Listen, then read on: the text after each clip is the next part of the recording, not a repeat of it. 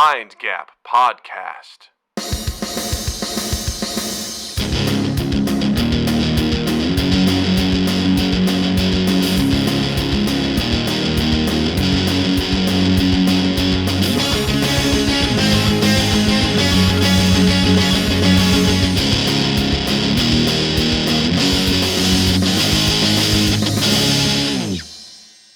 Hello, everybody. Welcome to Mind Gap Podcast. I'm Doug. I'm Justin.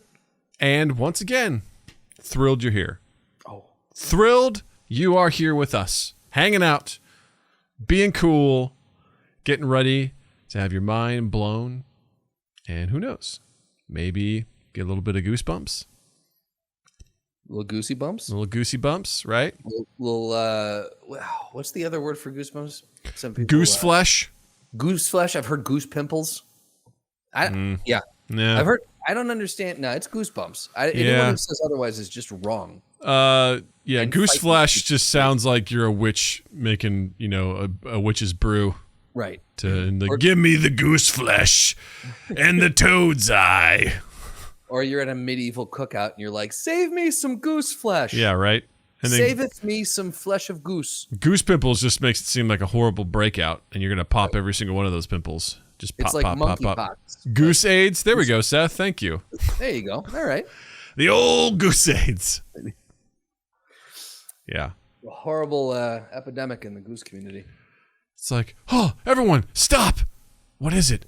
I just got goose AIDS. I'm terrified. Everyone, stop fucking geese. No, it's those things that I got down the back of my spine. Goose AIDS. You're like, what? What? You mean goosebumps? No, goose AIDS. Oh, I wish they were goosebumps. Yeah, it's way worse. I wish. At least there's a topical salve you can put on goosebumps. You're watching for goose AIDS. Stranger Things. You're like, Will, man, did you see those goose AIDS? He gets them all the time. Poor bastard.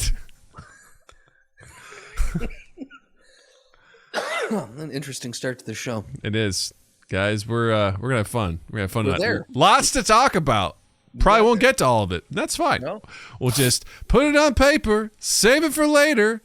Anyone who knows what that's from, bonus points. Anyway, let's talk about housekeeping. Shut up, Justin. Let's talk about housekeeping. Hey! First of all, I want to say thank you to each and every person who has subscribed to us, because we finally hit the 200 subscriber mark. Here! Seriously, thank you. It's awesome. It's been just an unofficial milestone. It's a round number. We were looking forward to hitting it, and we finally did. So thank you to everyone. It's a two with two goose eggs behind it. That's right. Goose eggs. Eggs. I said eggs. Filled with who knows what. Who knows? But we appreciate that. We appreciate the support. We appreciate the likes, the comments, all that sort of stuff. It means the world. Thank you, Noah. Happy 200. GG. And again, if you'd like to support us, just, check us out on YouTube, youtube.com/mindgappodcast. Hit the subscribe button. If you're watching our stuff there, hit the like button. It's free, and it helps us so much. And you drop a comment down in the comment section. Help with the algorithm. Just tell us something that you like, something that we said that was stupid, whatever, like the engagement. That means a lot to us. We appreciate you. And if you'd like to support us in other ways with your hard money, you can check us out at patreon.com/mindgappodcast. You can subscribe there, or you can check out our merch at redbubble.com. Just type in Mind Gap Podcast in the search bar and find yourself something great. And if you are a Patreon subscriber, you can be one of the cool people. You subscribe that we get to call out your name. People like Tom McIntyre, Richie Armour, Zinni, Slotty Barfast, and of course, Almighty Crit. So thank you to all of you wonderful supporters. And if you'd like to get to know the community more and hang out with us, head down to the description down below on the YouTube channel. You'll find a link to our Discord, where you can come in there and hang out, chat with us, get to know us, get to talk with us. We're setting up game nights, which is pretty exciting. We got some fun stuff coming down the pipeline. And don't forget that we live stream these podcasts on Tuesdays at 8 p.m. Central, and I also host a video game live stream on Saturdays at 8 p.m. Central. This Saturday, July 30th, is going to be another round of Ultimate Chicken Horse. My favorite game. Which is was horrible the first time for me, better the second time, and I'm actually looking forward to it on the third time. Essentially, you get to build your own nightmare platform course, and if everyone gets through, no one gets any points. If no one gets through, no one gets any points. You got to find that perfect balance. If it's difficult enough that one or two people can get through, and just, but easy enough that it's not impossible. So why was it so bad for you the first time? I suck at those games.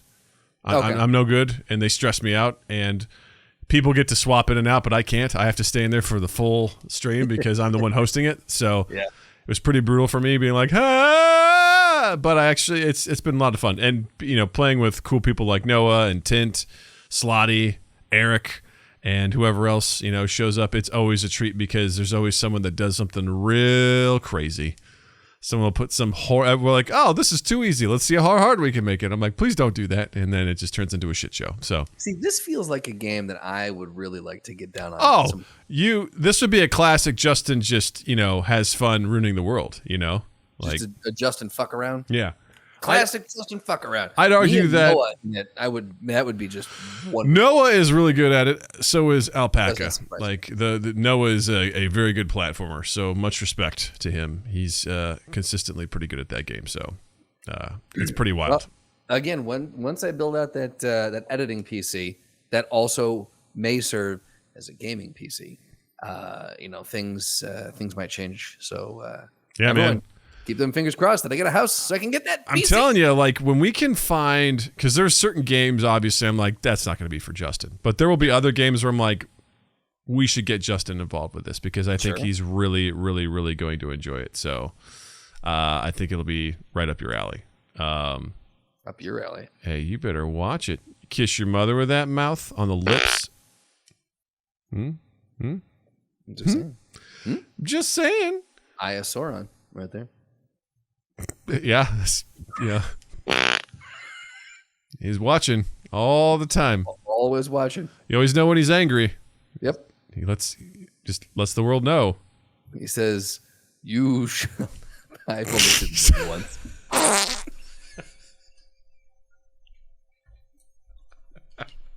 It's so forceful. It's so forceful. It's like, the thing is, like, we've all done them too. That's the thing. Yep. You know what? I want to digress for a second here. I want to talk about farts. I want to talk about something we never talked about before. Doug, please. I feel like we've kept it pretty classy the last few weeks. So I feel like we need a segment where Doug and Justin talk farts. Listen, Jill and I eat pretty much the same food, but she doesn't fart like I do. Why? Why is that? That's a great question. Why? I mean, I don't get it. I mean, our diets are very, very similar, and yet still, like, she doesn't even remotely have the amount of gas that I do. It's brutal. Do you think it's because, she doesn't work out nearly as much as you, right? No. So do you think it's that? Like, do you think your system is pushing things through? I think it's just because I'm a dude. Like, Jill and I talked about that on a walk one day where I was just like, why is it that I fart way more than you? And she's like, I don't know. I go, have you ever known a woman? Talk about on walks? Hey, we have a lot of cool talks on walks. Oh, wait, let me ask you this. Mm-hmm. Does she eat the same snacks that you do? No. Bingo. And when you eat a lot of protein-based snacks. I do. I think that's it. Here's the thing. I've also always farted this way. So, Yes, but prior to these protein-based snacks, you ate like dog shit. It's true. I really did. You didn't eat dog shit. I want to be very clear about that. But yeah, it was understood why I had just massive amounts of regular diarrhea and why like my farts were brutal. It's like, oh yeah, I just ate an entire pan of macaroni and cheese. Like, of course, it's not gonna. My body's gonna be like, we've got a problem. We got an emergency vent. Let's do this. Like, get it out of here. I just ate all the dairy. Yeah, I ate all the dairy and all the carbs. So, let it loose. Seth goes, I think it's gut chemistry. I think you're right. My gut chemistry is a lot different than hers, for sure. So, hey, thanks for sticking with us for 200 subs. This is what you get when you. We've been doing this for 7 years, folks. We're not. That's right, man. We're not running out of steam. Oh, Jill. Hey, welcome to the chat, Jill. On Doug's health journey, farts are the same. Poop consistency has improved. That is true. That is true. Thank you, Jill. You heard it here, folks. You heard it here. You heard it here. It's true. Jill, thanks for your support. Thanks for putting up with me. It's, we've been married. I'd like to see if Jill can weigh in on this. On what? My farts? Yeah, no, just why you fart more than she does. I think it's just because I'm a dude. I think that's what it is. I asked her on a walk. I said, hey, have you ever met a female that farts as much as I do? She's like, no, absolutely not. Like, there's just no way. It's just, it doesn't happen. So, because also like the ferocity at which it happens too is something that I don't think, I've seen TikToks of ladies letting them loose, and the guys being like, oh, so I'm like, all right, they do exist out there, but So you're talking about when you say ferocity, like it's just like the intensity that it comes firing out. Pick one of those farts on the fart soundboard, Justin. I want to do a Doug fart. You can't prove that's me, but yeah, I mean, it's labeled Doug fart. I can prove that. You can label whatever you want. This one's labeled Machine.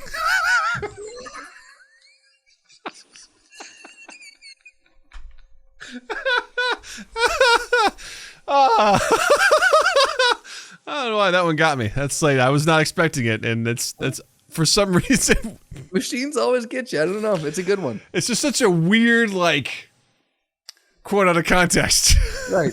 The way that Lawrence Fishburne delivers it too is just so machines. Yeah. That's. Thanks for the update and the Diary of the Wimpy Bowel. You're welcome, Tint. I'd say this is a powerful bowel, sir. Powerful. All right. So, first thing on our list for this week, which is farts, and we've covered that in great detail. I think we should just jump right into it because this was like the talk of the town over the weekend was the San Diego Comic-Con. Like that was definitely the talk of the town called San Diego. Yeah, it was wild and crazy. And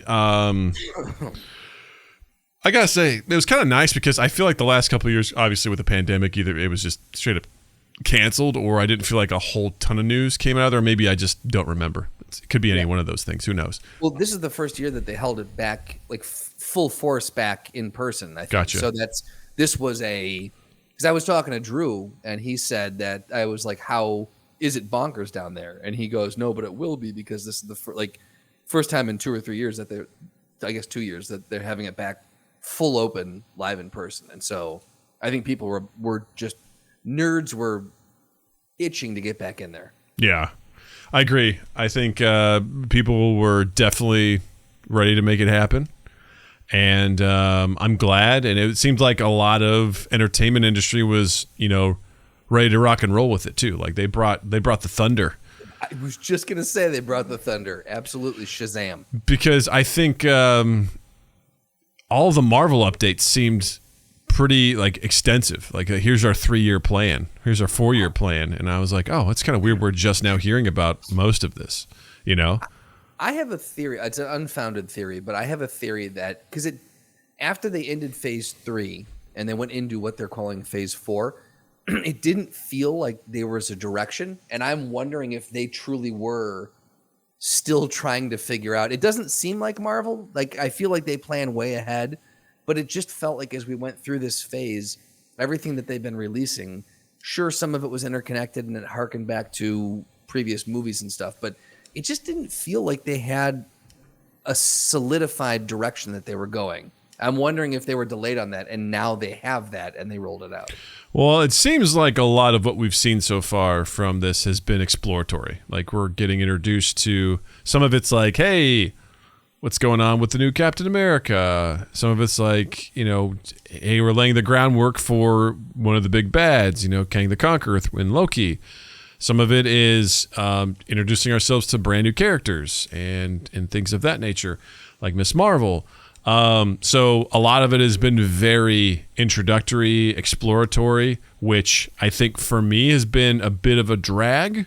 Yeah. I mean, let's be honest, it's hard to go from Endgame, into, and there's no disrespect, but it's hard to go from that to Miss Marvel, or one of those shows where you're like, even Hawkeye.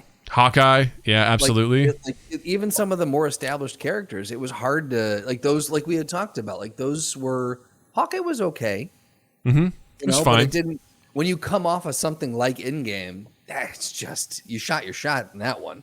Yeah, I think that's a lot of everything so far that I've seen has been okay. I think obviously the strongest has been Spider-Man: No Way Home. That one phenomenal, like amazing, balls. Which reminds me, we watched that for family movie night last Friday, and this is like the second time I think we've watched it as a family. And at the end credits, there's Venom. Second time you've watched this one? Mm-hmm. No Way Home. Okay. Yeah, as a family, all of us. And so I think it's the second time Natalie's watched it.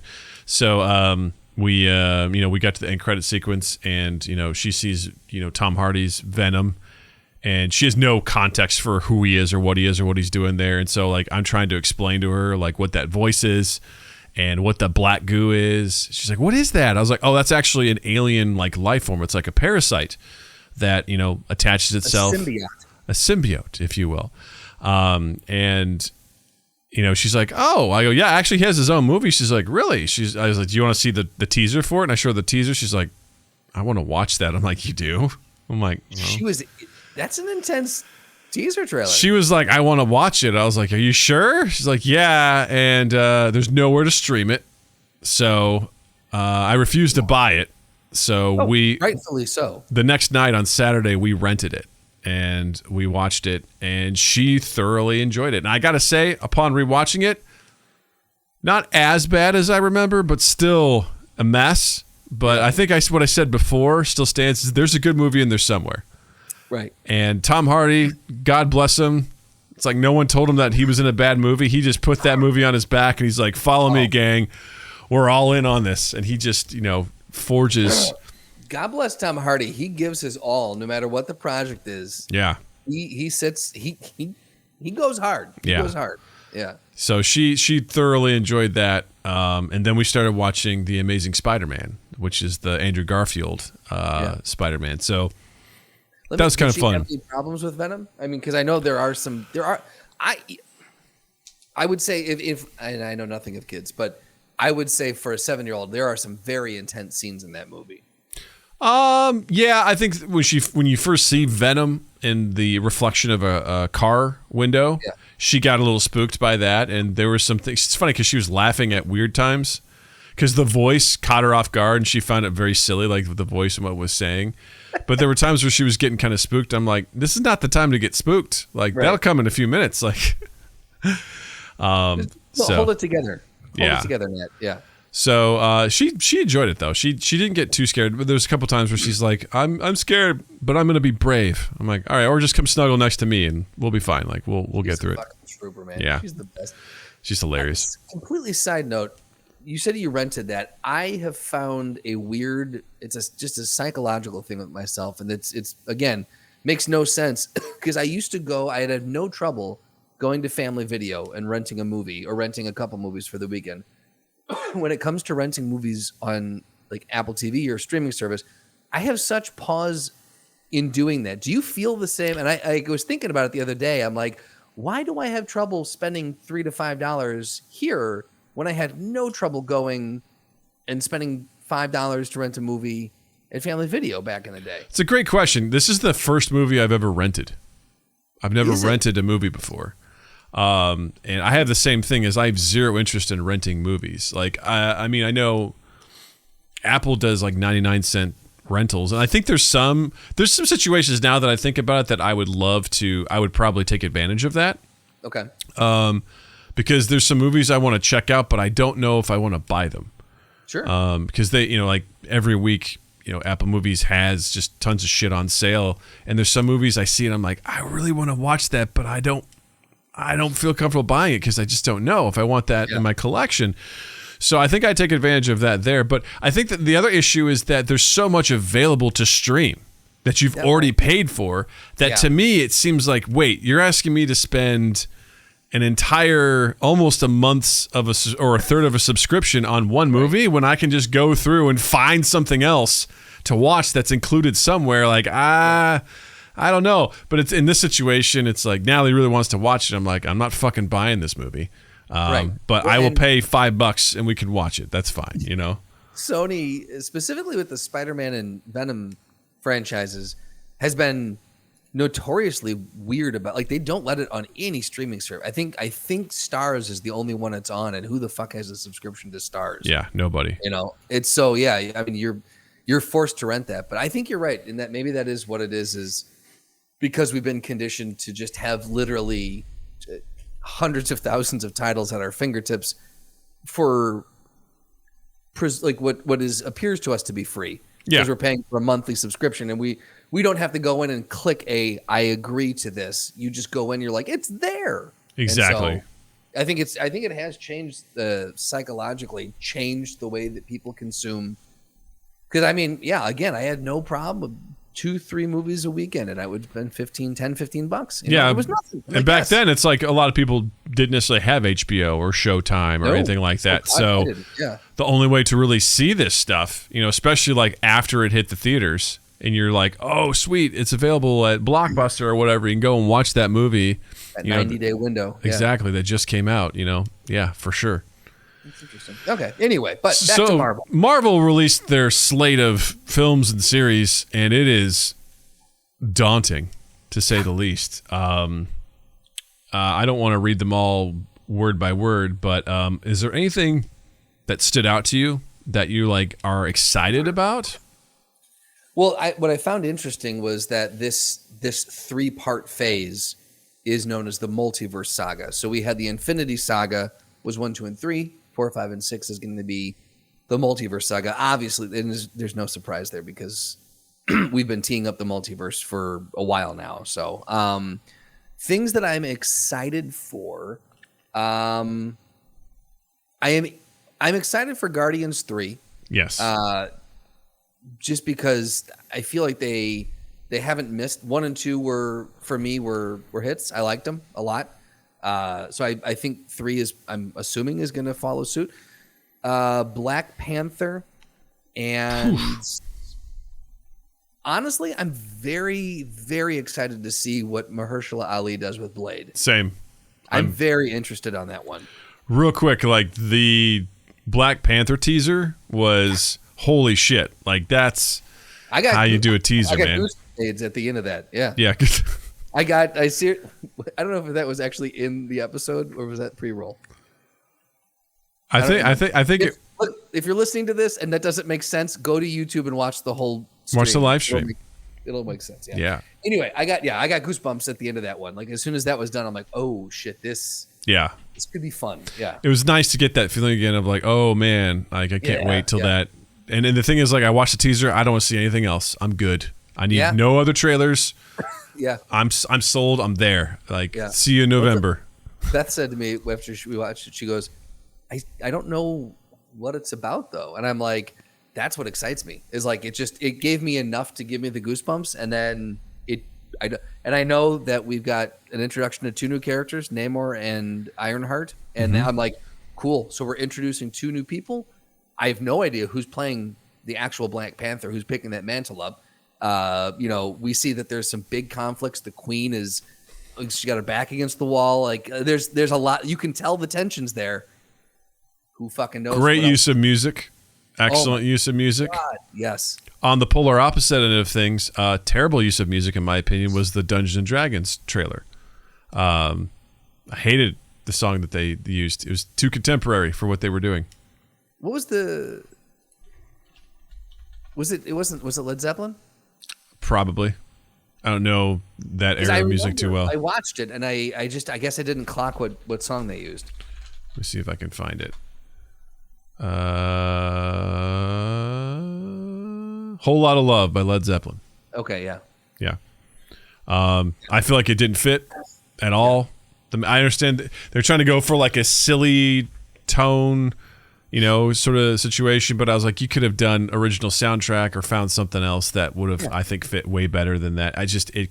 To me, it clashed way too much with it. And I don't know, for some reason, I can handle, if done well, contemporary music with, juxtaposed with sort of a fantasy setting, but it was a big turnoff for me. When Thor used Led Zeppelin. Yeah. I can't remember what it was. It was the Immigrant Song. Yes, Immigrant Song. That was used very well. and because thematically, Hammer of the Gods, like the lyrics fit with what was being said, and it was just done really well. But yeah, with this, I messaged you and Seth as soon as I watched that, and I said, because I'm still a extreme noob when it comes to D&D, and I messaged you guys. And I was like, "Is this good?" Because I don't know. Like, I need two people who know D&D to weigh in on this. Should I like this or should I not like this? And you guys go, it could go either way, really. Yeah, I mean, it's beautiful mess. I gotta say, the nerds, of course, did not disappoint in being pissed off about something. And let me break it down for you, Justin. Let me break you down. Please, yeah. So there's a moment. One big thing? There was one thing in particular that sort of stood out to everyone, and this is classic nerds and specifically D&D nerds. There's been some great jokes about it too, because in Dungeons and Dragons, you only have a certain amount of spell slots. There's only a certain amount of spells you can cast a day. Yeah. And they're like, what's going to be great is when they use their last spell slot and then they can't use spells anymore because they have to wait and take a long rest. Stupid shit like that, which was pretty funny. But the big contention that rose out of that was there's a druid in there. It's the redhead who is also an it. Yeah. So at one point she shapeshifts into an owlbear. Yes. And right? They call it out specifically. Yeah, they're like, that's an owlbear. People are like, technically, according to the rules, the owlbear is a monstrosity. It's not actually an animal. So technically, druids aren't able to shapeshift into an owlbear. And I was just like, guys, fuck yourselves. Just fuck yourselves.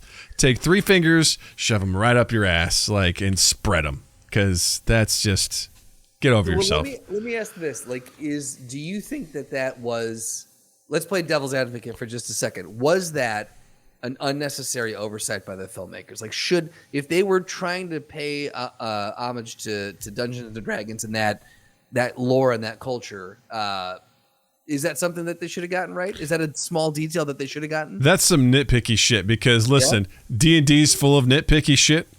That people argue over nitpicky shit all the time. Because here's what I think also the universal truth is. I saw most of the people say, hey, listen, as a druid, you can't shapeshift into an owl. But if I was the DM, I'd let you fucking do it because it's cool. I love it. Okay, so that's, It's a bunch of horse shit. I was like, guys, are we really gonna take D&D 5th edition rules and apply it to a fucking movie? Get out of here. Get the fuck out of here. Be like, technically you can't do that. It's eat shit. Fuck you. Just don't even worry about it. Yeah. They did it because it's cool, right? Yeah. And they think it's going to give people a boner to see an owlbear. Owlbears are pretty amazing creatures in that game, and it's just relax. Yeah. Relax. Is your worry that, what was the one that you were super excited about and just it biffed at the bottom? Was it Warhammer? Oh, Warcraft. Warcraft, that's what it was, yeah. Are you afraid that this is going to follow the same suit? Listen, they've made Dungeons and Dragons movies before and they've just been ass. So this seems like it'll be a lot of fun if you like Dungeons and Dragons. There'll probably be a lot of inside jokes. It seems like they put a lot of that shit in the trailer. For example, there's a fake treasure chest in there. It's called a mimic that tries to attack somebody. That's a huge thing in that universe. Okay. I think people will be pretty excited just to see. I mean, you've got your barbarian, you've got your paladin, you've got your rogue, you've got your druid. You've got all these, classes that people can play. You see magic being used. There's a dragon. There's all sorts of stuff. Plus, it's also. It's not necessarily your super heroic characters. It's a bunch of thieves, who are stealing shit. We're trying to make things right. It's a classic thing with that. And honestly, am I super excited for it? No, but I'll totally check it out when it comes out on streaming. I'll be like, why not? I'll watch it. Will you rent it? No, I won't rent it. No, you'll wait. I'll wait. Okay. I'll wait and watch it. So, but back to Marvel. So back to Marvel. So those are the ones that I'm. And then outside of those, Ironheart, just because I love the lore of just Iron Man and that whole saga. Interested to see what they do with the next Avengers too. Mm-hmm. Yeah, I mean, how do you bring all of it together? And who the fuck are our Avengers going to be at this point? Well, I mean, also you're gonna because there's so much being explored in the next 3 years. Like there's 3-4 years that it'll be real fun to see like what, because again, so much introduction in this phase. You've had Spider-Man No Way Home, you've had Thor, Ragnarok, not Ragnarok, Jesus. You've had Doctor Strange, you've had then the series, WandaVision, Captain America Winter Soldier, Loki, Hawkeye, Miss Marvel. I think I've forgotten one. But I mean, there's been so much just exploring, in a lot of ways that it's feeling kind of exhausting. Like there hasn't really been, there's only been a handful of things that I've been pumped for. Yeah. The other ones have almost kind of felt like homework. They've kind of felt like I got to sit down and watch this, and they've been fine. Yeah. I don't think there's anything that I've been like, man, fuck that shit. I mean, I've been disappointed in a couple of things. I really wanted to like Miss Marvel, but it just the story was a real mess for me, and I couldn't. I was like, I mean, I love the acting, and I was like, I appreciated the style of it and the tone. It was great, but it just seemed like a real mess. And then a little disappointed in Thor: Love and Thunder. A little disappointed in Doctor Strange. Moon Knight started out great, and I feel like it ended weak. It was kind of that was the one I was forgetting because I found it a little bit forgettable. But Oscar Isaac was great. Like, just there's just some things where I don't know. I feel like we're missing the mark, because also if you think about this, I mean, a full 3-minute trailer came out for the new Amazon Prime Lord of the Rings show, and I gotta say, looks like they spent $25 million an episode. I'll give them that much. That shit looks good. Looks real good. And when you pair that up against She-Hulk Attorney at Law, or again, I don't want to dump on some of this stuff, but because I'm not expecting them to spend. I mean, I don't know what I'm expecting them to spend, but I mean, I don't necessarily expect them to spend $300 million on a 6-episode show. Like, that's absurd. Nor should they. Like, my feelings on that, the ballooning cost of production. I absolutely don't think they should either. But when you've got, I don't know, there are some special effects that you can overlook, and there are some special effects that are just egregiously horrendous. Yeah. And you're like, my God, a college student could have. I think once the She-Hulk Attorney at Law, the first trailer came out, and there was someone, Twitter was ablaze, and there was a few people who were just like, hi, graphic artist here, or SFX artist here, and they're just like, Disney, we're begging you, give us time to do our jobs. Don't rush these projects out, because this is what you get. Yeah. So they were VFX artists calling out, just like, this is an example of a studio who rushed the people working on the show to get the show out to meet a certain deadline, and this is the kind of garbage you get. And there are some really, and again, the show might be good. I'm not going to shit on the content of the show. What I'm saying is that the look of the show, the aesthetic, man, I don't know. I don't have a good feeling going into it. We'll say that. Yeah, it's funny because I thought it was interesting that James Gunn didn't release the Guardians 3 trailer to the internet. He only showed it at the Comic-Con because he said the visual effects weren't ready for repeat watching, I think is what his quote was. So he's like, sense. We got to wait. So... And I also just literally read an article before we hopped on here that said that a lot of the visual effects people for Marvel are just getting burnt out. They're working just like 64-hour weeks, just insane amount of time, just like, just getting work to the bone to get this stuff out. What I talked about this is that, prior to Disney Plus, in phase 1, 2, and 3, you got 3 movies a year, and you were thrilled. You were so fucking excited. You were salivating. And then Disney Plus came out. Now you get 3 movies a year plus maybe 3 to 4, 5 streaming series, and you've got double-digit hours of watch time, which equates to hundreds, thousands of hours of production time. Yeah, and that's like, you can only hire so many people. Yeah. So again, there's a couple, like, for me, I'm looking forward to the Ant-Man and the Ant-Man and Wasp: Quantumania. I'm very much looking forward to that, because I'll be curious to see how that works in with Kang the Conqueror. Mm-hmm. Same thing with the other two that you said. Blade, I'm interested in. I'm very interested in Daredevil. I fucking love Daredevil, man. I love Charlie Cox as Daredevil. I got so giddy when he showed up in, Spider-Man No Way Home. I was like, nice. Now we're talking. I'll be curious about Captain America, New World Order. Daredevils is supposed to be joining She-Hulk as well in her series. Oh, really? I didn't know that. Yeah. Okay. Nice. Thunderbolts, no idea what that is. So I don't know what Thunderbolts was. I was hoping that you might have some intel on that. There's too much stuff. This is the thing that sucks right now is I have to research so much nowadays, like of what's what, because I'm like, I don't know. And because it's one thing, like when I watched a movie and then there was an end credit sequence, I'm like, all right, great. Now I got to read up on this. And nowadays it's just every day there's something new. And I'm like, I don't know, man. I'll get there when I get there, So, real quick, Thunderbolts are a fictional anti-hero team. Mm-hmm. The team consists mostly of reformed supervillains. So this is their answer to the Suicide Squad. I think it's going to be in Captain America and the Falcon and the Winter Soldier. It's going to be the guy who was originally Captain America is probably going to be on the Thunderbolts. You think so? Mm-hmm. I think that's what because at the end of that show, he's getting recruited for something. Or maybe it was something else. I don't know. Regardless, I don't know. Who knows? Whatever. Who gives a shit? I'm not going to make. I don't know enough. I'm dipping into waters that I don't know. So why would I bother? But yeah, I mean, I'll be curious to see some of the stuff. I don't know if I'm going to be like super pumped. We'll kind of see as we go along here how things go. But I said it before. I'll say it again. We got 3 phases of awesome content. As far as I'm considered, we're good to go. After this it is what it is. If it tanks completely and fails, I'll still be happy that we had the Infinity Saga. Solid films, 11 years. It was fantastic. I'll never be mad at it. This stuff they're trying. I understand. Like we had a big.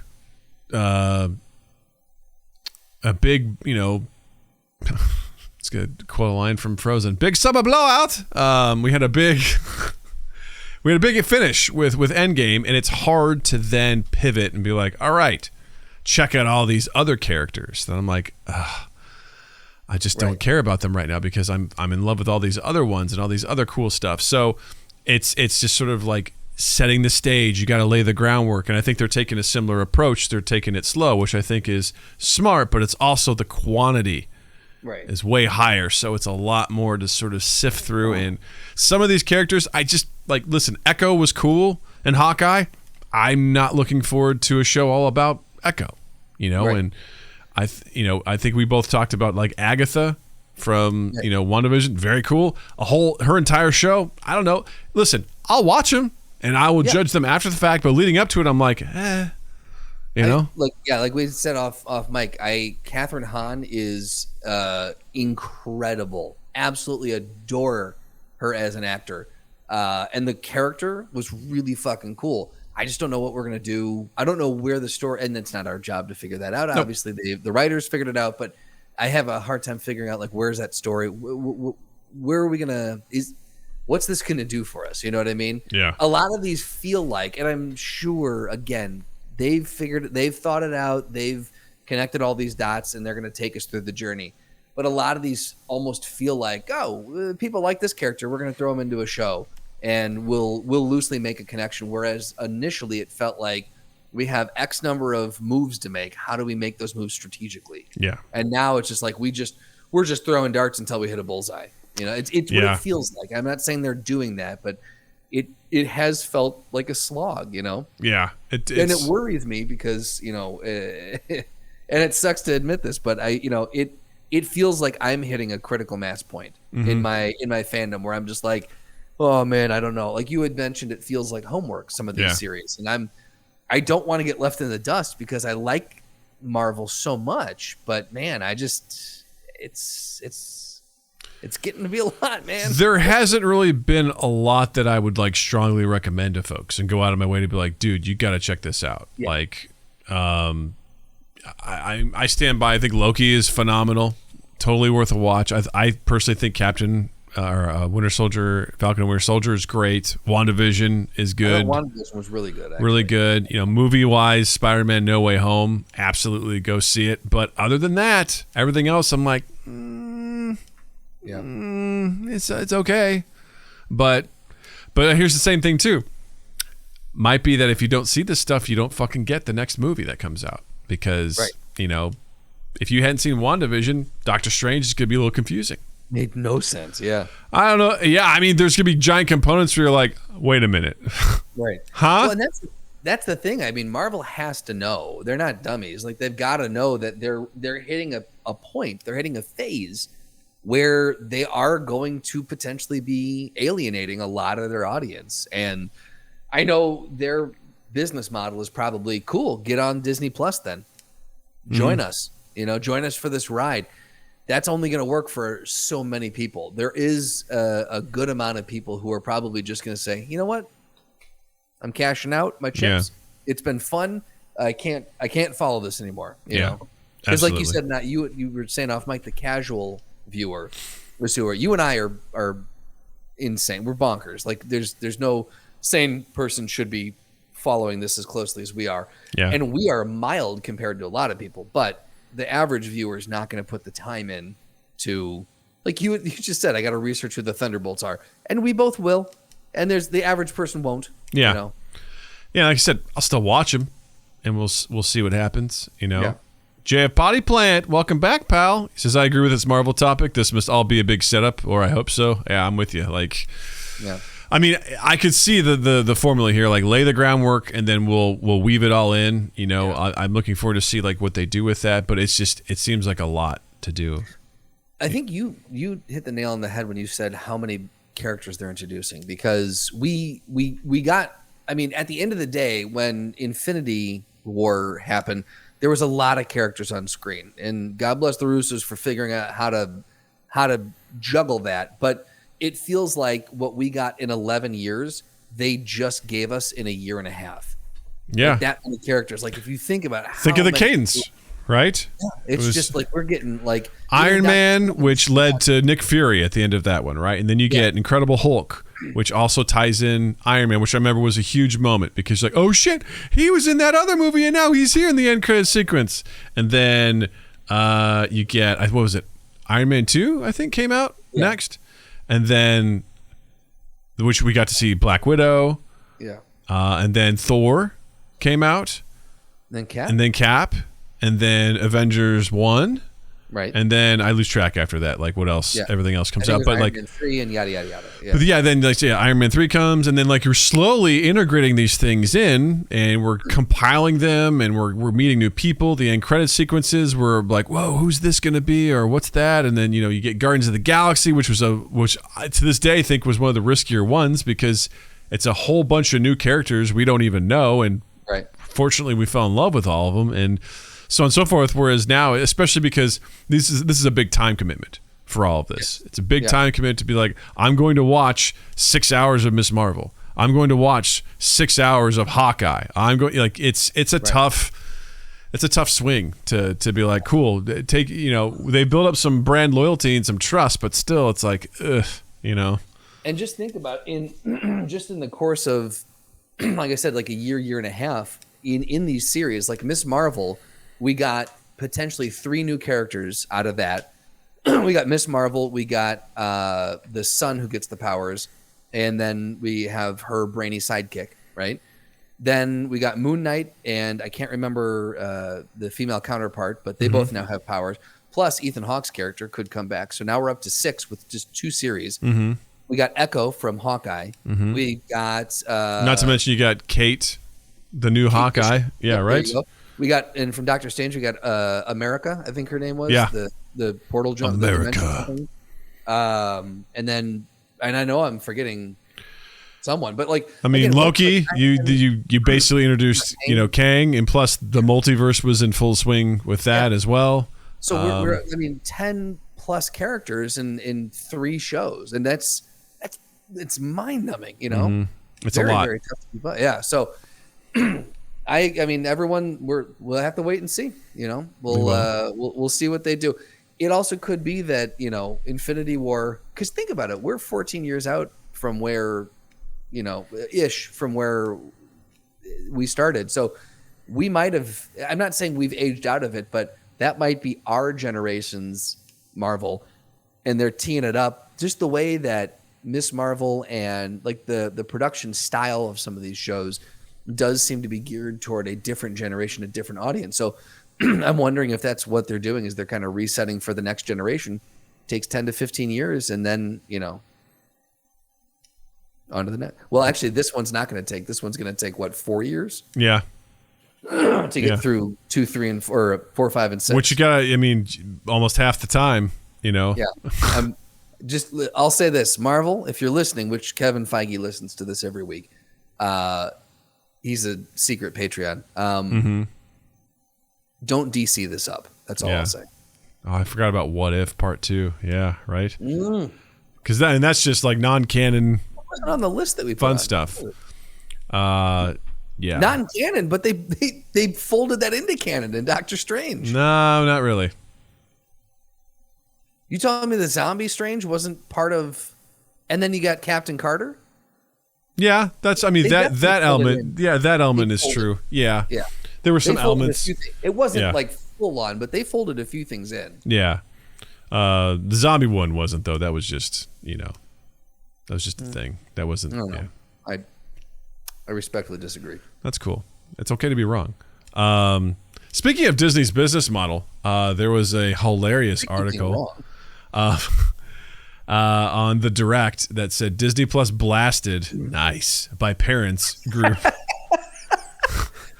Tell me about it, Doug. Disney Plus blasted by a whole group of parents. Over R-rated Marvel movies. Yeah, so it's essentially, since Deadpool 1 and 2, Logan, and you can also lump in the Daredevil series, Luke Cage, Jessica Jones. We don't talk about the other one. Yeah. Apparently, the Parents Television and Media Council, I bet they're super fun to get together with, called out Disney in a scathing chastisement. The statement quotes President Tim Winter, who recalls Disney's 2019 promise not to add R-rated movies to its streaming platform, and says the company has decided to flush it all down the toilet with their decision to add these R-rated films. And then rejecting the efficacy of Disney Plus's parental controls, Winter asserts that the mere presence of R-rated and TVMA-rated content violates the trust and the sensibilities of families, and also claimed that business schools will point back to this abrupt corporate U-turn when discussing the downfall of the company. I love when these alarmists get a platform and they're like, the business history will look back on this moment as the downfall of the Disney Corporation. I love people. It's getting to the point now where people are like, man, you want to be on the right side of history. It's like, that's getting overused. Stop saying that. Please stop saying that. You are very much diluting the what that message is supposed to be used for. I love it. Here's a continuation of the quote. One day in the not-too-distant future, business schools will point back to this abrupt corporate U-turn as they analyze what happened to the once great Walt Disney Company. Sir, that day has already come and gone as to what the potential downfall will be, by the way. And in the meantime, families will continue to be woefully underserved by Hollywood. Sir, did you know there's a Sing 2 out right now, available on Netflix? Did you see the Minions movie, sir? Yeah. Sir, did you know Bluey's available on Disney Plus, sir? How about the woefully underserved? Get the fuck out of here! Get the fuck out of here! Eat shit. Up until this point, this entire platform was geared to serving the youth. So don't tell me it's woefully underserved by Hollywood. Get the fuck out of here! It's more served now by Hollywood than it ever has been. And I also more content pumping into that. It's also like, hey, man, Disney can't tell the future either, man. They didn't have any idea they're going to be able to buy Fox and get these properties back. And what are they supposed to do when they buy it? Not have them anywhere available? Like, that's crazy. Everyone has 1 to 2 uncles that are loose-lipped or idiots. Bad things are out there. It's up to the parents to watch their damn kids, just like not leaving your kids with that uncle. Yes. Thank you, potty plant. I agree, man. Like, this... I actually talked about this with Jill on our walk today. about how I brought it up, just because I'm so sick of the, what am I supposed to tell my kids? Like, Right. It's fucking TV, man. It's TV. Right. It's not that difficult, all right? It's not that hard to be like, hey, don't watch that. Or, I don't know, use the parental controls. When I told Natalie said she wanted to pull up The Amazing Spider-Man on Netflix, she was on her profile. Guess what? She couldn't find the movie because it didn't reach those things I just assigned in as our portfolio in order to pull up that movie. It's the same thing here. Whenever they brought Daredevil on there, all of a sudden it's like, hey, just so you know, how do you want to set up this account? They made everyone choose. Do you want to be able to see mature? Yeah. Right. Do you want to be able to see mature content? And I'm like, from a purely business standpoint, it's like someone bought something and now they're not allowed to capitalize on it. It's like, fuck you. Like, eat shit. And it's okay. So they put it on there, and they also put it behind a parental check wall. Who cares? Yeah, like, guess what? It works. Yeah. They set this up to help you parent. And also, now, you know what? I can't wait till Natalie can watch Deadpool. Yes. Like, I can't wait. Like, that's going to be so much fun. And I don't worry about her turning on Logan, because she'll turn it on and get bored instantly. Like, she will have zero interest in that film. She will not like it at all. She does not want to watch a character study. No. Set in a superhero background. She does not want to see a Western tragedy, like she does not want to see that play out. And, the Deadpools are fun and silly, but she won't understand any of it. Like, it's not. So I just, oh my God, I get so mad at these folks that are just like, I can't believe that blah, blah, blah. I'm like, fuck you. I was like, you know what? Go have a conversation with your kids about school shootings. All right. Have that conversation, all right? See if that's fun, okay? Yeah. Like, I asked that to Jill. I go, is there a conversation you're not looking forward to having with Natalie? She goes, really, it's school shooting stuff, because Natalie's going to go to public school, and they're probably going to do an active shooter drill, and it's either we tell her now, and she might be scared to go to school, or we wait, and she comes back, she's like, yo, what the fuck, guys? I had to do this thing. Heart to heart. Why didn't you tell me about this? I had to do this thing, like at school, where we were hiding from someone with a gun. What's that all about? And I was like, yeah, that'll kind of suck, because you've got to understand that you want these kids to hang on to their innocence. Absolutely. But you have to infuse real life in doses so that they understand. And we talked about this off mic earlier, but like, Natalie has to understand that the world doesn't give a shit about her. Yeah. That Natalie, I'm not going to tell her this, but she's not the hero of the story. None of us are. None of us are the hero. But at the same time, I need her to be a good human. So I need her to understand that the world is brutal, and that bit by bit we'll feed in pieces. And I love using content to help with that. When she sees things like even Venom, right, can be a tale of, hey, why don't we bite people's faces? Why don't we bite people's heads off? Why don't we do that? It's crazy. Yeah. I'm so, when I see this stuff, it just sets me off, man. I get so fucking pissed. Like, I've always pissed, but I was like, maybe I'll change my tune when I'm a parent. Nope. Still don't give a shit. Like, fuck you. Because you're fucking logical. That's why. Because you understand. And you know what it is? It has nothing to do with, it's the parents who are prudes, and it's the parents who are uptight, and I don't want to. You know what? I'm not even going to go there. It's not even worth opening up that can of worms. Yeah. He says, "Yeah, Tony Stark is." Yeah, he is. Yeah. Yeah. Yep. Agreed, Tint. Agreed. No, it's the parents who you need to parent. I say this, and I'm not even a parent, but fuck you. You need to parent better. Actually, be active in what your kids are watching. Yeah. And also explain to them, hey, this show isn't for you, and here's why. Right. Because I can tell you right now, I would love to watch Daredevil with Natalie. She wouldn't like it. Right. She wouldn't enjoy it at all. When I was 13, and here's the thing, you can't stop. When I was 13, my friend had a birthday party, and he wanted to go see Con Air, and his parents didn't care. And so I went, and they took us. My mom would have never let me see Con Air at 13, and rightfully so. It's violent, and it's Steve Buscemi's creepy as shit. Yeah. And it's not a movie for. Is it the worst movie? No, it's definitely not a movie for a 13-year-old. Yeah. And but guess what? I saw it. Shit happens. Yeah. And did I turn out to be a convict or a Cameron Poe? No, I'm fine. I'm relatively well adjusted. That's not what fucked me up. Many other things did, but not Con Air. Yeah, so guess what? My brother used to go stay at a friend's house, and they would watch Terminator, Aliens, like all those fucking action movies from the 90s and the 80s. My brother would come back and recite them to me, like, dude, this happened. I was like, whatever, I don't. It is what it is, man. Like, everyone can at a certain time will be able to process those movies and things like that, and you're, especially when you hit your teens, you're gonna be so curious to watch that shit. And again, if Natalie's 12 and I think she's ready for it, I'll be like, do you want to watch Deadpool? Let's have some fun. Like, I'm totally cool with that. Like, I don't give a shit. Like, if she can handle it and thinks she's ready for it, I'm like, yeah, watch it with your dad. Like, I don't give a fuck. Let's have fun. Right.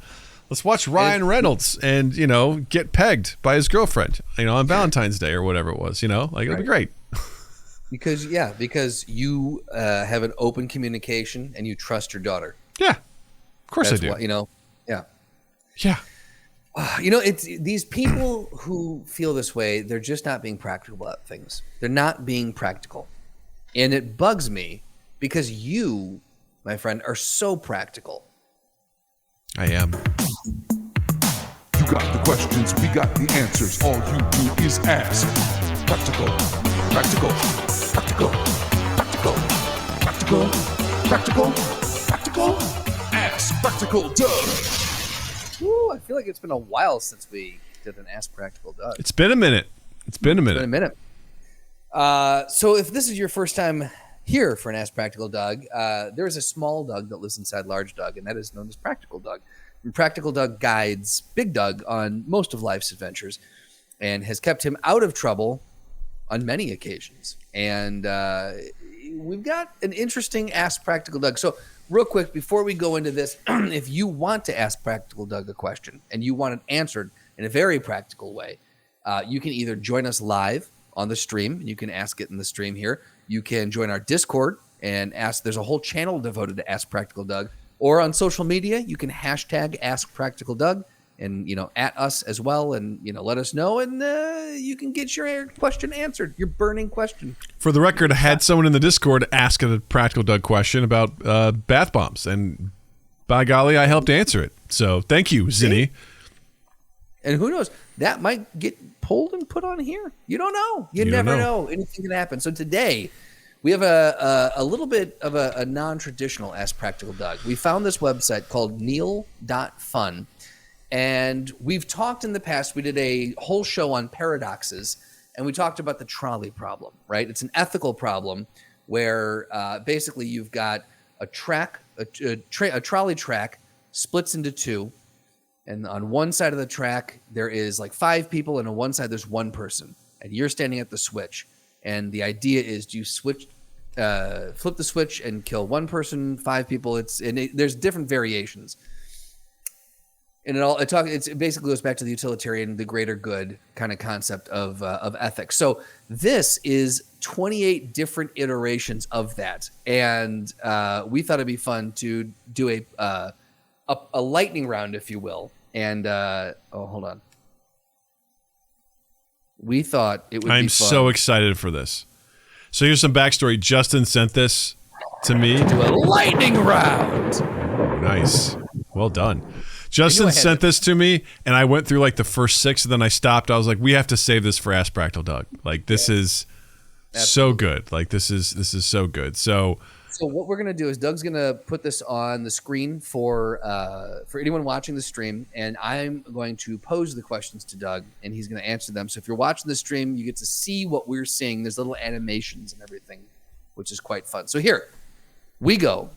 Practical Doug, the absurd trolley problems. Level 1. This is the original. It says, oh no, a trolley is headed towards 5 people. You can pull the lever to divert it to the other track, killing 1 person instead. What do you do? You gotta pull the lever. You gotta pull the lever. You gotta kill the 1 person. Save the most. Splat. 77% of people agree with you. How about that? Next. All right. Level 2. 4 people. Oh no, a trolley is headed towards 5 people. You can pull the lever to divert it to the other track, killing 4 people instead. What do you do? Still got to go the lesser of evils. You got to pull the lever, kill 4 people. Saving that 1 extra on the original track. All right, cool. Only 66% agree with you there. So life savings, Doug. Now here's where it gets interesting. Oh no, a trolley is headed towards 5 people. You can pull the lever to divert it to the other track, but then your life savings will be destroyed. Doug, what do you do? I don't think I'd be able to live with myself knowing I would have my money, my life savings, and 5 people would be dead. So I am going to pull the lever for my life savings. Pulling the lever? Mm-hmm. All right. You're killing that life savings. Boom. Yeah, I wouldn't be able to live with myself. 69% agree. Level 4, you. A trolley is heading towards 5 people. Now, you can pull the lever to divert it to the other track, but you're tied to it. So you would sacrifice yourself instead. So what do? You sacrifice yourself, or do you let 5 people? Without context, I would like to think that I would sacrifice myself. So I'm going to pull the lever because again, it's math. You're a good person, Doug. It's math.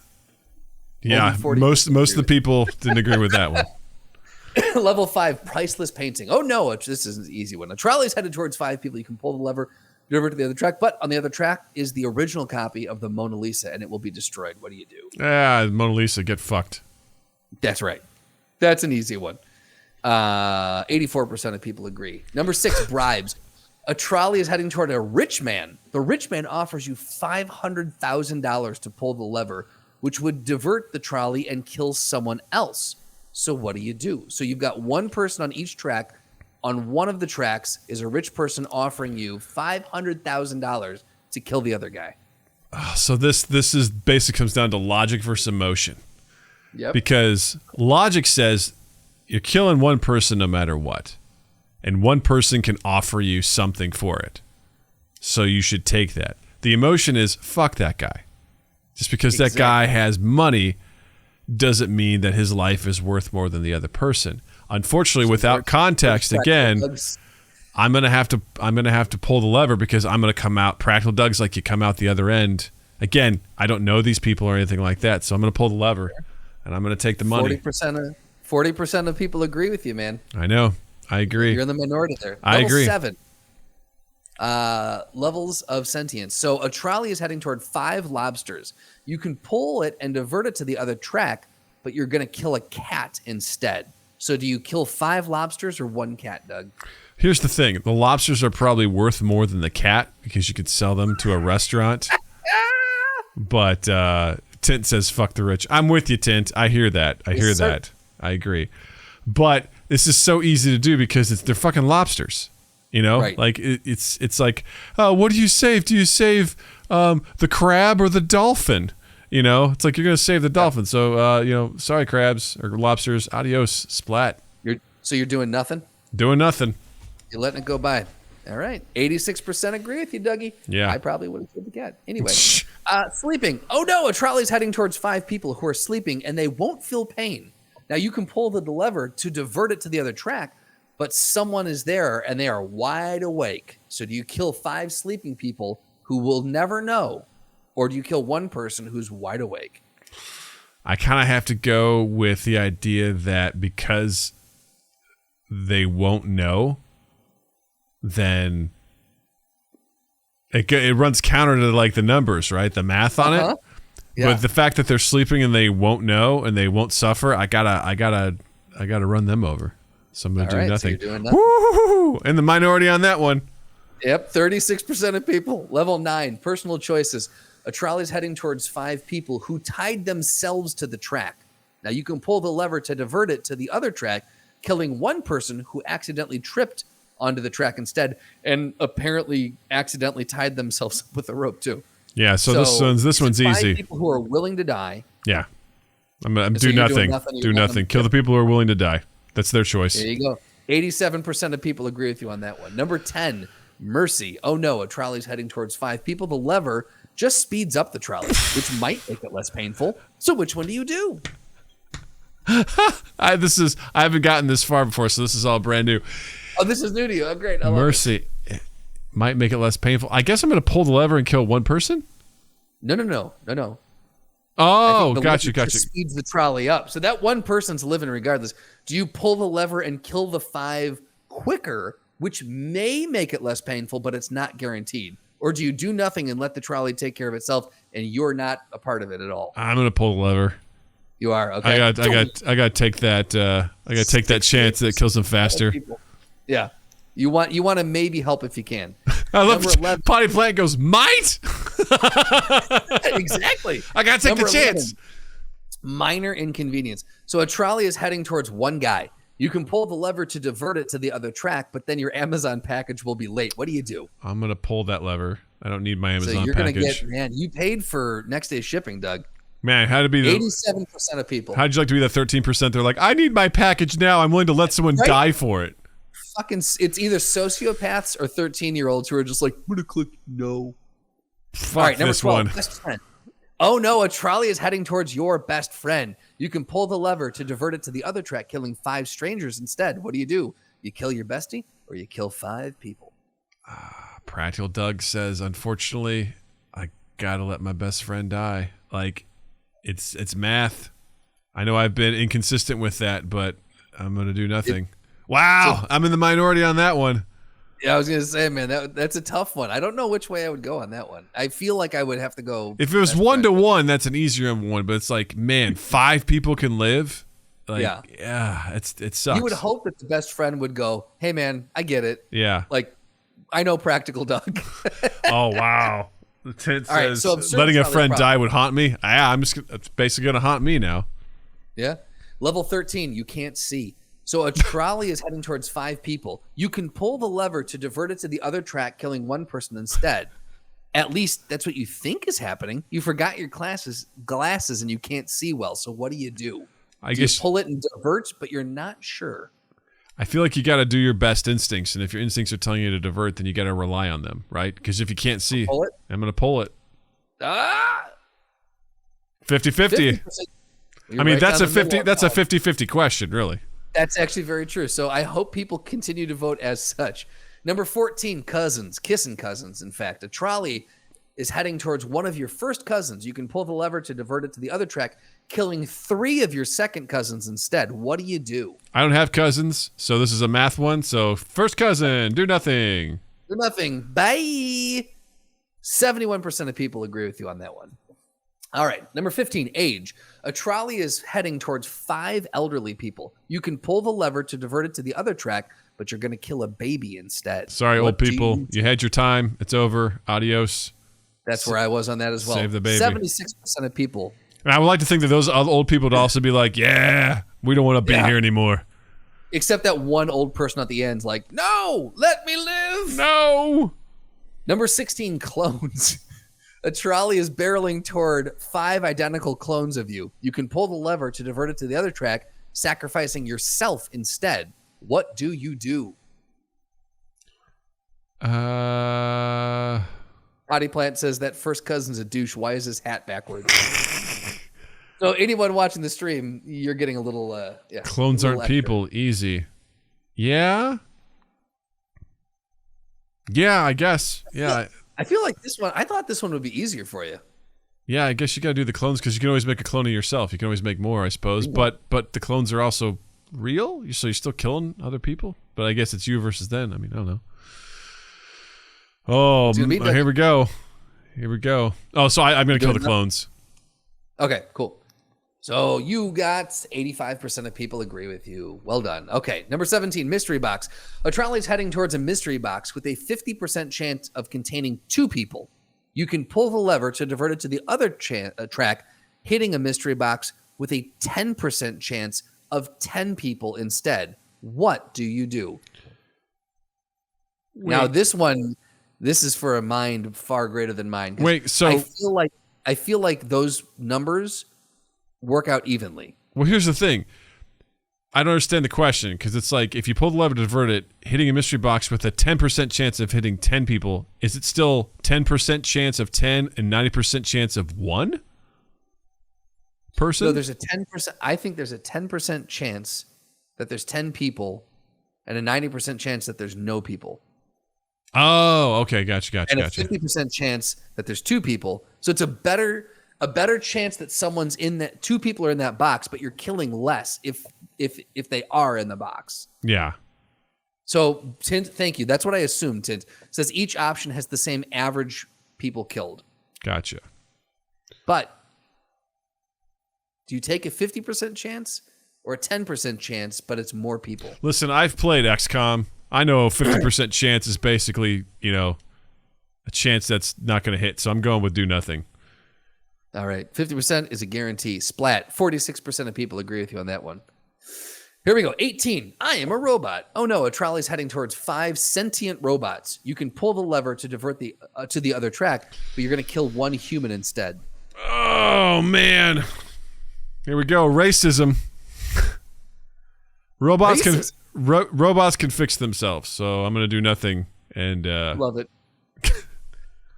83% of people fully agree with that. Yeah. I do think it's interesting. Yep. I do think it's interesting that we were just talking about AI not too long ago, and that comes up. But anyway, A trolley is heading towards 3 empty trolleys worth $900,000. You can pull the lever to divert it to the other track, hitting 1 empty trolley for $300,000 instead. What do? I don't fully understand why. We're pulling the lever. I don't understand why this is a. What 20% people would be like, nah, hit the 3 worth $900,000. Like, why would they want to do that? I don't understand what the problem is. I hate property. On this one, but I hate public transportation. All right, level 20, external costs. A trolley is releasing 100 kilograms of CO2 per year, which will kill 5 people over 30 years. You can pull the lever to divert it to the other track, hitting a brick wall and decommissioning the trolley. What do? This is like, do you believe in climate change or not, right? I know. It's like, but are there people on the trolley? Yeah, right? That's the other question. I mean, assuming that there's not, then, pull that lever. But here's the thing. Yeah. More trolleys will just replace this one. You know what I mean? Not unless we codify it into law, like our ability to fight climate change, would this ever really make a difference, And also the production of those additional trolleys, what's that going to pump into the... Right? No? I'm going to do nothing. He's going to do nothing. Yeah. Where's he at? 47% of people agree with you. Yeah. Tint agrees. Tint agrees with you. Decommissioning a trolley would result in another one being built. Yeah, right. With additional carbon footprint. All right. Here we go. 21, reincarnation. You are a reincarnated being who will eventually be reincarnated as every person in this classic trolley problem. So what do? If you kill you, if you kill you. I guess just the single you. So pull the lever. Pull the lever? Yeah. All right, cool. 58% of people agree with that. There we go. Harmless prank? Oh no, a trolley is heading towards nothing, but you kind of want to prank the trolley driver. What do? We got to pull the lever. I mean, I think so, right? Right? This one is 59% of people. I'm shocked at how split this one is. I know, right? All right. 23, citizens. A trolley is headed towards a good citizen. You can pull the lever to divert it to the other track, running over someone who litters instead. Doug, what do? Listen, all else being equal, if they're equal in every other aspect but the other person litters, you got to kill them. You got to pull that lever, baby. Pull the lever. You got to do it. 74% of people agree with that. Number 24, eternity. Oh no, due to construction error, a trolley is stuck in an eternal loop. If you pull the lever, the trolley will explode. But if you don't, the trolley and its passengers will go in circles for eternity. What do, Doug? So apparently passengers do exist on this trolley. That modifies some previous answers. Well, I'd say that the idea of eternity would suck. I think it's a curse, not a gift. So I would end their suffering and I would pull the lever. Pull that lever. Boom. 46% of people agree with that, Douglas. Number 25, enemy. Oh no, a trolley is headed towards your worst enemy. You can pull the lever to divert the trolley and save them, or you can do nothing and no one will ever know. Practical Doug, what do? Even if they're my worst enemy, I can't kill them. Like, not like this. Like, that's not the way to do it. They're going to die on my terms. I was going to say saw-like, contraptions. Not because some stupid-ass trolley. I'm going to pull the lever. I'm going to let them live. And then I'm going to hold it over them and be like, just remember, I saved your fucking life, you piece of shit. I'm going to pull the lever. I'm going to snap the lever off, and then I'm going to drive it into their throat. Yeah, I'm going to sodomize you with it. People agree with that. Number 26, lifespan. A trolley is heading towards a person and will lower their lifespan by 50 years. Now, you can pull the lever to divert it to the other track, and that's going to lower the lifespan of 5 people by 10 years each instead. So what do? Do you lower one person's lifespan by 50 or 5 people's by 10? God, why does this seem Oh, it's just the same problem, just from a different angle. Holy shit. I mean, I'd hate to take 50 years off of one person, so I think I'm going to, diversify. The thing is, 50 years could be a life sentence to someone. Right. So I would say the vast majority of people probably have 10 years to spare. Yeah, I'm gonna pull the lever. Yeah. All right, pull the lever. Let's see where we're at. 65% of people agree with you on this one. Number 27, Time Machine. A trolley is heading towards 5 people. You can pull the lever to divert it to the other track, sending the trolley into the future to kill 5 people 100 years from now. So do you kill 5 people now or 5 people 100 years from now? Listen, I don't like kicking the can down the road. So I think we got to kill the people now. We've got to take care of it now. Do nothing. Love it. Yeah. So 35% of people agree with you. Yeah, I'm not killing people in the future. People are killing people down the road. Can you imagine just being la-di-da-di-da and all of a sudden a trolley... This portal just comes out, just... Oh, God! What? Now, are those people attached to train tracks is what I want to know. Another good question. Number 28, Free Will. Oh, no, a trolley problem is playing out before you. Do you actually have a choice in this situation, or has everything been predetermined since the universe began? I don't believe in fate. I have a choice.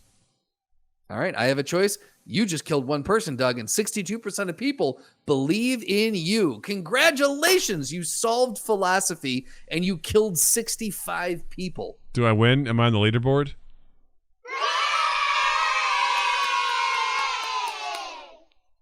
That was fun. There you go. And that is Practical Doug. Oh, my gosh. We will be coming back to this Neil.fun for more things down the road. Yeah, that was a ton of fun. And thank you to Tint and Potty Plant for playing along. That was absolutely, guys. A lot of fun. Thank you for your perspective on that stuff. That was excellent. Gotta do it one more time and get 69. Oh, You're absolutely right. Well, that was so much fun. Justin, what do you have to recommend this week? I'm going to recommend on Netflix. It's a movie called The Gray Man. It stars Ryan Gosling and Chris Evans and other people. And it's it's not a movie that you're going to go Oscar, totally.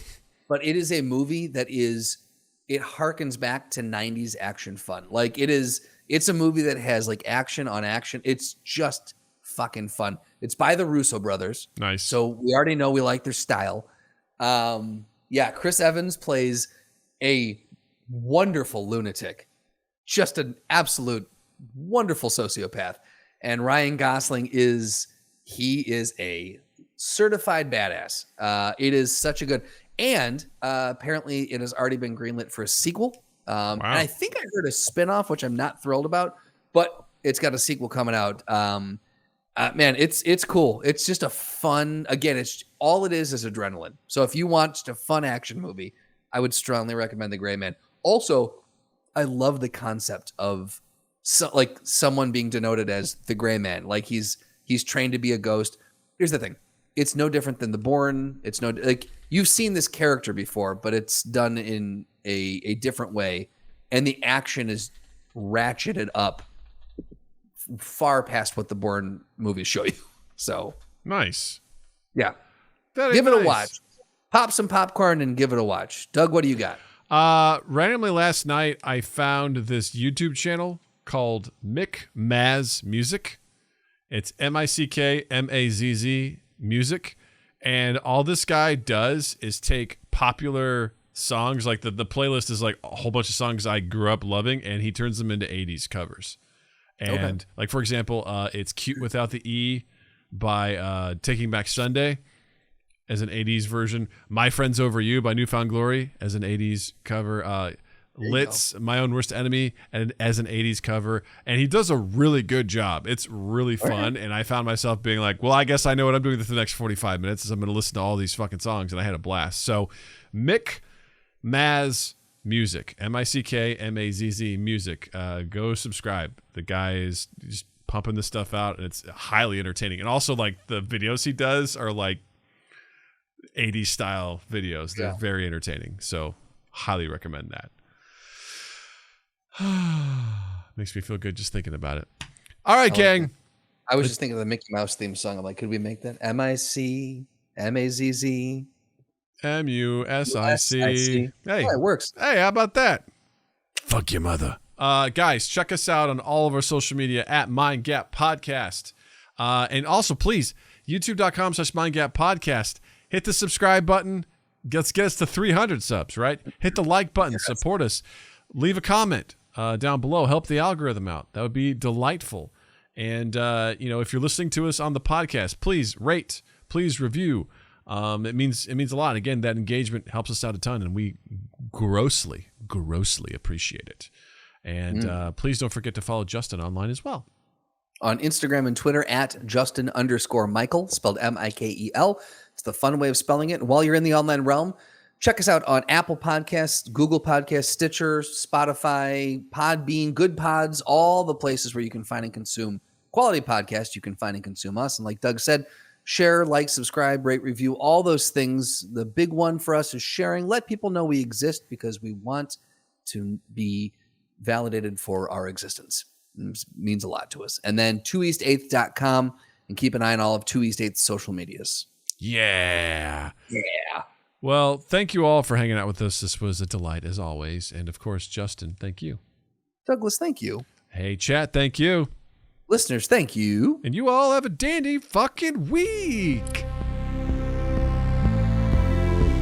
Mind Gap Podcast.